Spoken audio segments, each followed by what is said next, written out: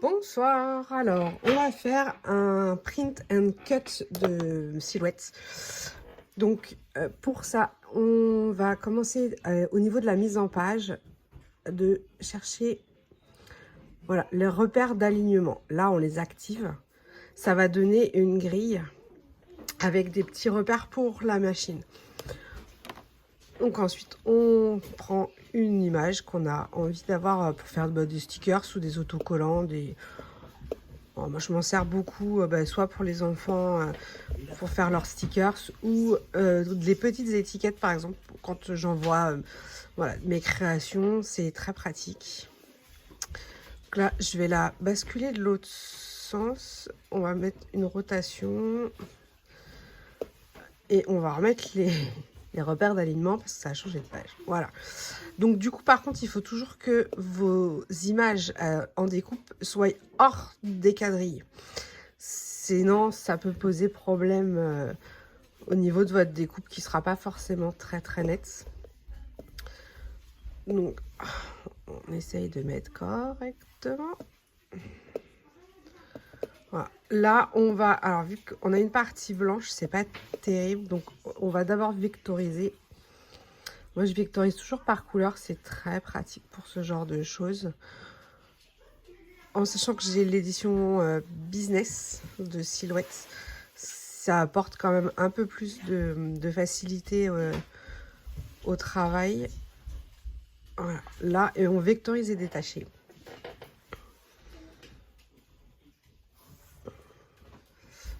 Donc une fois vectorisé, on enlève la partie du coup blanche qu'on ne veut plus voir.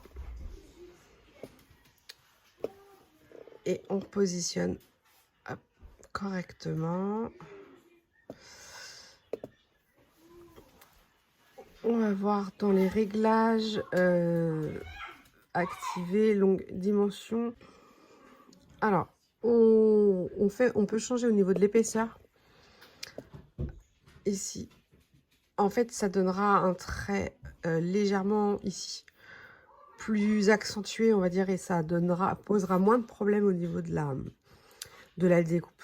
Mais c'est optionnel, hein, c'est... Voilà, là, du moment, voilà, tout est bien dans le cadre, il n'y a pas de souci. Donc là, une fois qu'on est bon, vraiment dans notre préparation, là, on imprime directement. Donc, c'est normal, vous n'aurez pas les quadrillages, aussi bien là sur l'aperçu avant impression et à l'impression. Il n'y aura pas les quadrillages, il y aura juste les marques, en fait, de repères pour la machine. Et donc, maintenant, on imprime. Alors, une fois imprimé, du coup, ça donne ça. Voilà. Donc là, moi, je suis partie sur un papier photo brillant, un classique autocollant. Donc moi, c'est celui-ci que je prends sur Amazon. Mais par contre, j'ai Silhouette que j'avais acheté chez Créa Adhésif. Il y a le holographique comme ça, qui est super sympa. Ou encore, voilà, avec des petites paillettes, ça brille, c'est top. Les filles sont super fans, moi aussi. Mais bon, après, voilà, c'est vrai que quand c'est des print and cut comme ça, on a quand même de la perte, en fait, de papier. Donc bon, faut vraiment... Voilà, là, c'est vraiment du basique, du classique. Et franchement, ça marche bien. Donc, alors moi, je sélectionne toujours, je change mon fil de couleur et pour découper. Donc là, on va passer maintenant à la découpe. Voilà, ça se présente comme ça. Donc, moi, je fais par ligne de couleur. Au moins, je suis sûre de... Voilà, s'il n'y a pas de petits défauts sur ma feuille, c'est quand même bien plus pratique. Ou des fois, on peut comme ça, si vous mettez, par exemple, vous voulez imprimer que la moitié, ou certains endroits, on ne met pas la même couleur de contour. Et du coup, là, en fait, on peut les changer. On pourra les modifier sans souci. Donc là, dans les matériaux, papier adhésif blanc. Donc là, on va changer en action, on va découper. Et en autolame. En principe, je ne touche pas aux réglages qui se mettent là. Surtout quand, voilà, c'est le papier est sélectionné en fonction. Je laisse comme ça. Donc maintenant, on va passer au niveau de la découpe.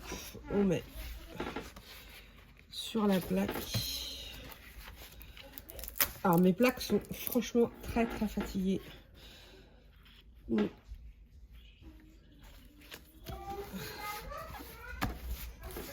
En général, je rescotche par-dessus pour voilà, essayer quand même de bien maintenir tout. Alors, de temps en temps, je réencolle. Alors, je ne le fais pas à chaque fois parce que ça salit quand même beaucoup. C'est de mettre la colle en spray repositionnable. Ouais, ça permet quand même de redonner une petite partie collante de la feuille, surtout quand il y a des petites découpes. C'est vrai que c'est quand même beaucoup plus pratique. Là, normalement, ça devrait bien se passer et le fond de la feuille devrait rester en place. Donc, on positionne. Je prends toujours repère du plus petit qui commence à gauche. Et là, du coup, on lance la découpe. Et donc voilà, on a notre planche. Donc là, je l'ai fait en tout simple, hein. J'ai fait une seule et même feuille. Après, on peut faire une ligne en fait de découpe qu'on rajoute en fait un contour assez proche, hein, tout le tour, de façon à ce qu'elle soit seule en fait, juste par exemple un seul chien.